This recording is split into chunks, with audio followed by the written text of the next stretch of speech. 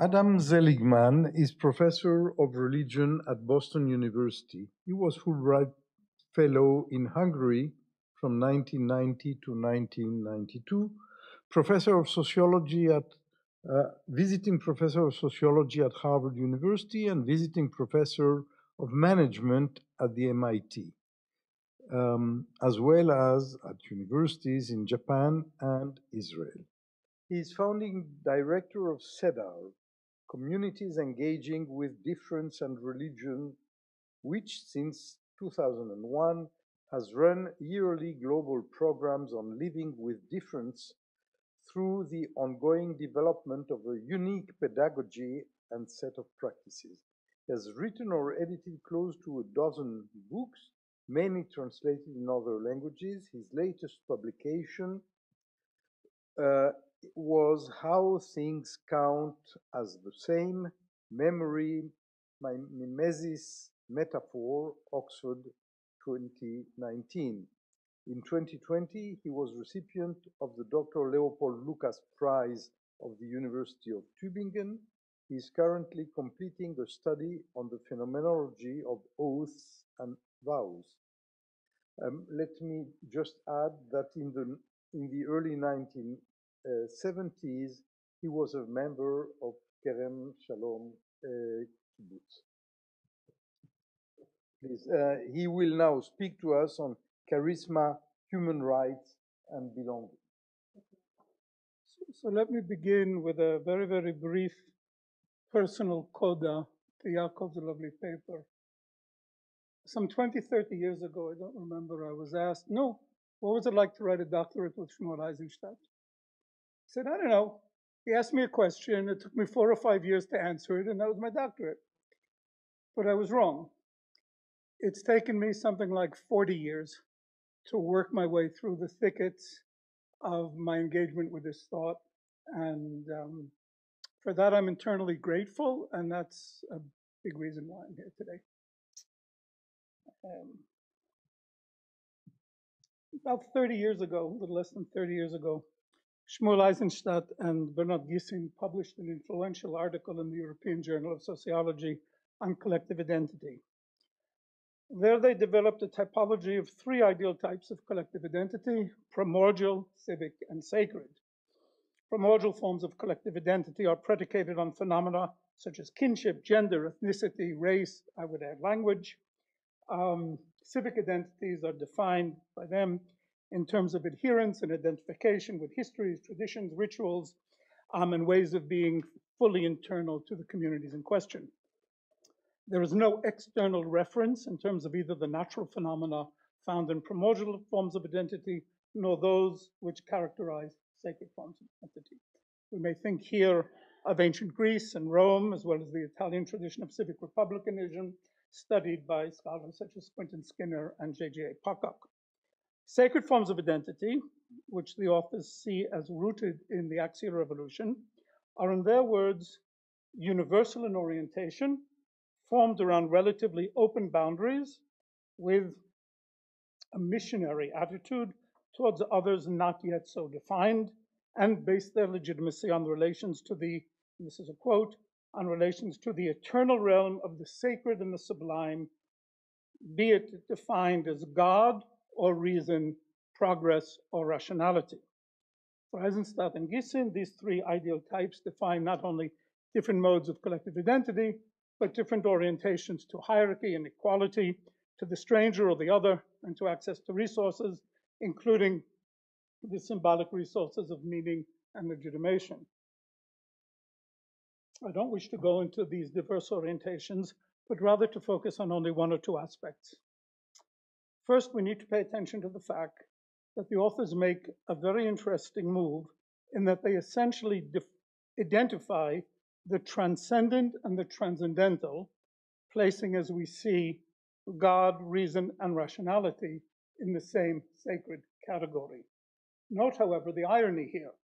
Axial revolutions, defined by the discovery or invention, I'll remain agnostic, the discovery or invention of transcendence, have come in their typology to include secular societies, perhaps preeminently, That is, one whose sacred is defined by immanent terms of reason, transcendental, not transcendent.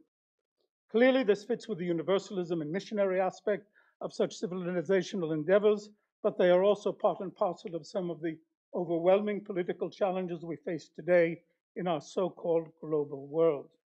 To appreciate this, we need to return to a critical aspect of the author's analysis, which is their stress on the construction of collective identity through the definition of boundaries, themselves predicated on prior symbolic distinctions, such as the rules of inclusion and exclusion, as well as, and I quote, the designation of the difference between insiders and outsiders, or of the strangers, as against members of the inside community. It is this issue of boundaries, and most especially the fact that boundaries encompass a community of belonging, that I wish to address in my talk. More specifically, I will be arguing that the current universal and missionary aspects of sacred forms of collective identity, legitimation, and meaning, predicated no longer on transcendent dictates, but on the rules of reason, have served to threaten those boundaries of belonging that people require to live a full and rich human life. This was discussed in very different words at length in our first session. In slightly different terms, I will be arguing that the very universalism of the charisma of reason, as embodied in the politics of human rights, has significantly challenged the existence of myriad communities of belonging in ways that have resulted in the growth of right-wing, authoritarian, and at times neo-fascistic parties and movements in the USA, in Israel, in Europe, and elsewhere. The term charisma of reason was used by Weber and appears in his Sect, Church, and Democracy in English as the, quote, inalienable personal right of the governed as against any power, whether political, hierarchical, or patriarchal. Such freedom of conscience may be the oldest right of man. At any rate, it is the most basic right of man because it comprises all ethically conditioned action and guarantees freedom from compulsion. Weber goes on to assert that, quote, the other rights of man or civil rights were joined to this basic right, especially the right to pursue one's own economic interest, which includes the inviolability of individual property, the freedom of contract and vocational choice. All of these rights find their ultimate justification in the belief of the Enlightenment in the workings of individual reason, which, if left unimpeded, would result in the last relatively best of all possible worlds. Okay. Our understanding of charisma is in this context that proposed by Edward Shields, very close to Shmuel Eisenstadt, as you know, as the propensity to connect to some very central feature of man's existence and the cosmos in which he lives. The centrality is constituted by its formative power in initiating, creating, governing, transforming, maintaining, and destroying what is vital in man's life. Clearly then, the typologies of collective identity presented here encompass as they do the boundaries of collectivity, terms of meaning and legitimation, are in their essence tied to different articulations of the charismatic in society. This is crucial to my argument. For the rights of man were, of course, the historical precursors of today's human rights, both carrying the same charismatic valence. And the loss, with secularization, of just that divine providence which provided the individual with a particular sense of belonging is, among other factors, part of the current reemergence of forms of primordial identity quite at odds with either sacred or even civic traditions. This was, by the way, Leibovich's riposte to Rav Kook about the paganization of Judaism with the apotheosis of settlement, but it's different. In the past 50 years, the rhetoric of human rights has grown increasingly prevalent in political discourse, visions of international cooperation, and the legitimation of liberal international order. It has also redefined the rhetoric and thought of the left in advanced capitalist countries. Arguments for working class solidarity have increasingly given way to heated advocacy of individual rights and an identity politics predicated on multiculturalism and the need for recognition. A politics of rights, which were first advanced as an alternative to what many in the 1960s saw as the threat of global communism, especially in the view of the anti-colonial struggles of this era in Africa and elsewhere. This politics of rights succeeded beyond the wildest dreams of its advocates. The individual triumphed. Later, against the background of the fall of the Soviet Union and its satellite states, and the rise of anti-democratic politics in many newly liberated African policies, the rhetoric and concrete politics of rights came to redefine what many thought of as the liberal left in the decades following 1989. Liberalism had triumphed as a philosophical project and political agenda. At the time, however, the unintended consequences of this triumph were not even dimly perceived by its advocates, and it continues to be ignored by far too many who unquestioningly accept the individual unit of human rights as a self-apparent virtue. By making human rights the highest and most noble of our social and political virtues, liberalism has all too often denied, denigrated, or simply turned a blind eye to other equally significant human needs and visions of the good. It is, for example, 70 years since Simone Weil wrote on the need of human belonging, which Lewis mentions in the discussion in the morning. In Simone Weil's words, quote, "To be rooted is perhaps the most important and least recognized need of the human soul. It is one of the hardest to define. A human being has roots by virtue of his real, active, and natural participation in the life of a community, which preserves in living shape certain particular treasures of the past and certain particular expectations for the future." We observe this to be an inescapable truth. To be rooted is to belong, and to belong is to be a member of a community with its own pasts, its own traditions, stories, smells, tastes, jokes, obligations, recipes, holidays, moral judgments, boundaries of what is permissible and prohibited, basic frames of meaning, fears, and desires. That is to say, and it is increasingly necessary to say it in no uncertain terms, it is to be member of a particular community with a particular past, particular stories, smell, tastes, and so on. That's what Jacob was talking about. It is not for an individual to merely pick and choose belonging.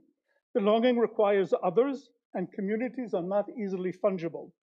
The story of the crucifixion and that of the exodus from Egypt or the slaying of Imam Hussein at Karbala are not interchangeable.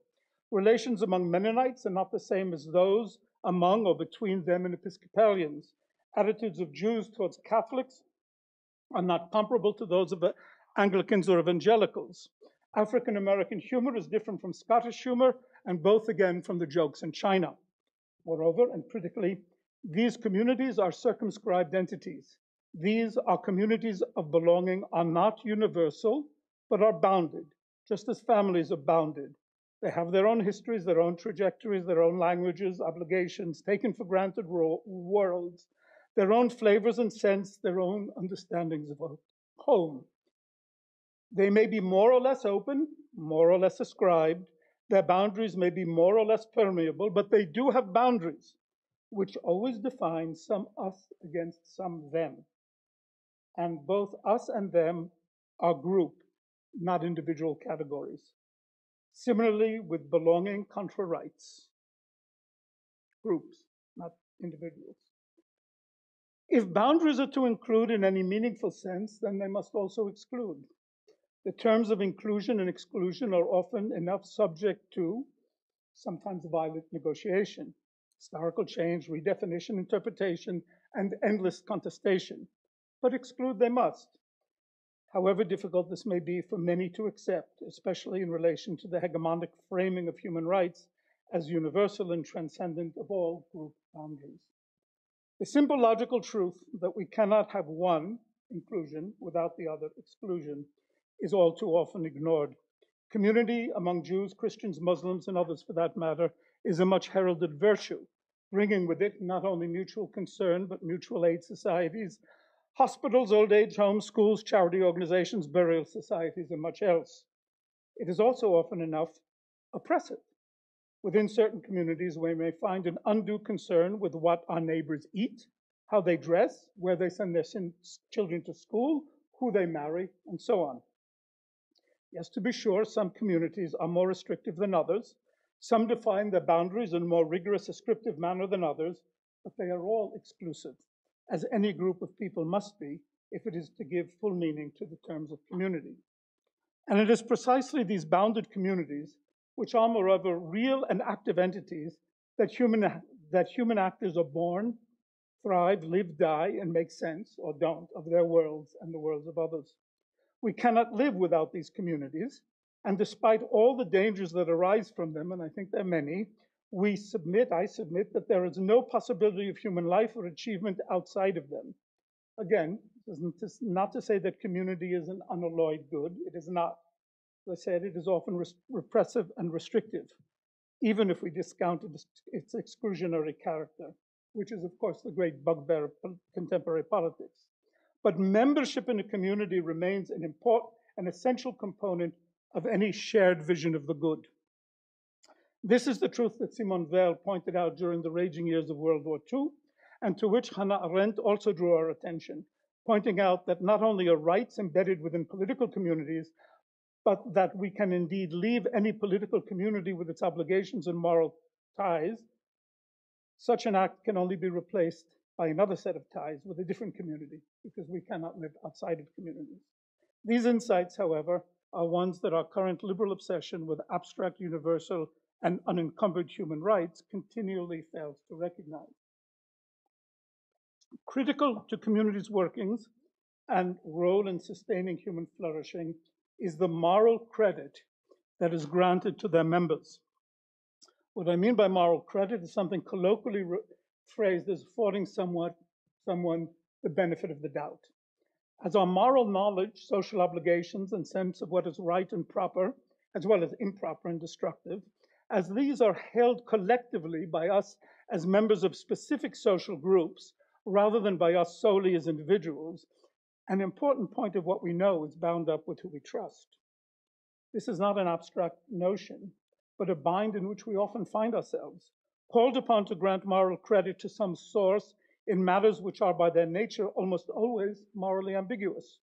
We may not dispute any particular fact or set of facts, the building of a mosque in Lower Manhattan, the knifing of a marcher in the gay pride parade in Jerusalem, the murder of a Jew in Paris, the establishment of hidden cameras in Muslim neighborhoods in Birmingham.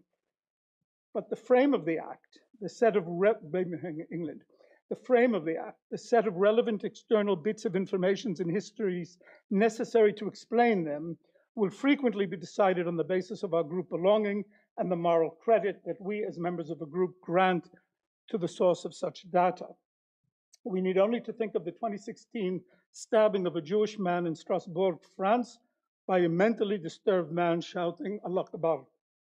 All bits of data may be factual, but it is often the biases of one's group of belonging that determine which descriptive bits are explanatory, Jew, and or mentally disturbed, or Muslim. What's explanatory, that the murderer was Muslim or that he was mentally disturbed? Kind of depends on who you ask. Description in itself is always commentary and never plain fact. The context that makes sense of an event is thus always particular, as factual gaps are filled in by our community prejudices, or what anthropologists would call our taken for granted assumptions. Belonging is not just an ineluctable emotional need. It is one of the very struts of our cognition and understanding, and as such of our ability to engage with the world.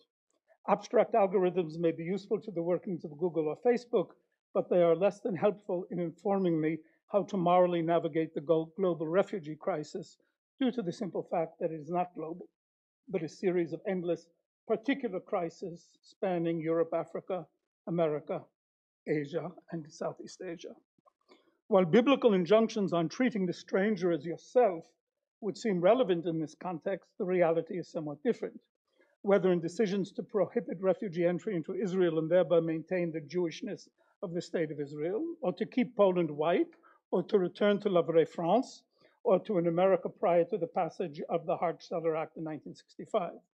In all these, we are witnessing a widespread revival of exclusionary, xenophobic, self-referential politics and ways of life.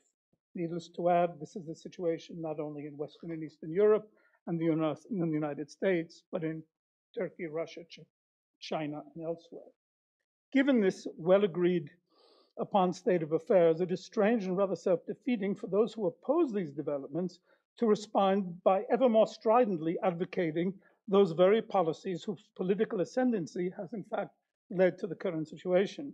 In most cases, the response of the liberal left to what may politely be termed communitarian needs calls for a greater sense of national, regional, religious belonging. A renaissance of human rights is not an answer. And this is the problem, for it is precisely the abstract, general, and universal nature of human rights, of the human rights arguments, that so many supporters of right-wing politics and movements take issue with. Rights provide no sense of belonging, appeal to no sentiment of shared community, and eschew the obligations entailed by already existing ties. To give a sense of what I mean, I quote the words of a local Boston ward politician, Martin Lomasny, which he related to Lincoln Steffens already at the beginning of the 20th century.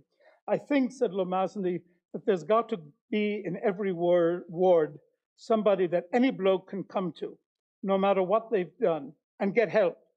Help, you understand, none of your law and justice, but help. This is in many ways the heart of the matter. People crave the help and mutuality that comes with and within community, much more than the simple abstract and impersonal applications of the principles of justice. Now, one could well argue that such claims can only be made when a minimum rule of the law is already in place, and I would indeed agree. But it does not change the reality of people's need for belonging, a need to live among those with whom help is not understood in terms of legalized assistance programs doled out by cold bureaucratic, impersonal organizations and welfare agencies, but rather as arising out of a sense of personalized mutuality and a shared life. At the end of the day, what Lomasny quotes gets at is the huge chasm between enacting a regime of abstract human rights and life in a human community of mutual care and shared belonging. That these communities are more and more being understood as walled enclaves in the United States for the supporters of Mr. Trump, in Israel, Italy, Hungary, and many of the former Soviet bloc Eastern European states where the Iron Curtain built to keep citizens in is being replaced with new, ever higher razor-wired fences to keep immigrants and refugees out is a matter of no small concern. But again, arguments for human rights do not properly address the problem, they exacerbate it. Human rights have, however, become the dominant frame for an entire Western apparatus to think through civil society, significantly reframing the sources of charisma in the process. Doing so, I would add, through prioritization of the individual at the expense of her belonging. This was as well the course of the 19th century European colonialism and continues in the activities of human rights activists today in many parts of the world. Max Weber made clear that, quote, the basic rights of man made it possible for the capitalists to use things and men freely, just as the this-worldly asceticism and the specific discipline of the sects bred the capitalist spirit and the rational professional who educated professional, who is needed by capitalism. Anyone who doubts the truth of this statement need only visit East Africa today and see the tragic workings almost in tandem of evangelical preachers and the IMF.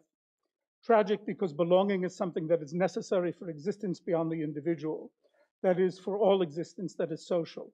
And both the IMF, the International Monetary Fund, and Pentecostal preachers are, in no uncertain terms, threatening existing terms of belonging, with, I might add, the expected results in terms of the rise of prostitution, drug use, alcoholism, and crime.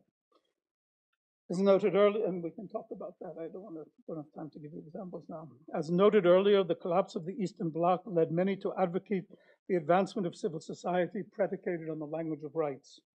The very collapse of communism throughout the world was taken as proof that a rights-based system was structurally and morally superior, an approach that would usher in peace, well-being, and democracy through the collective embrace of the Western liberal order.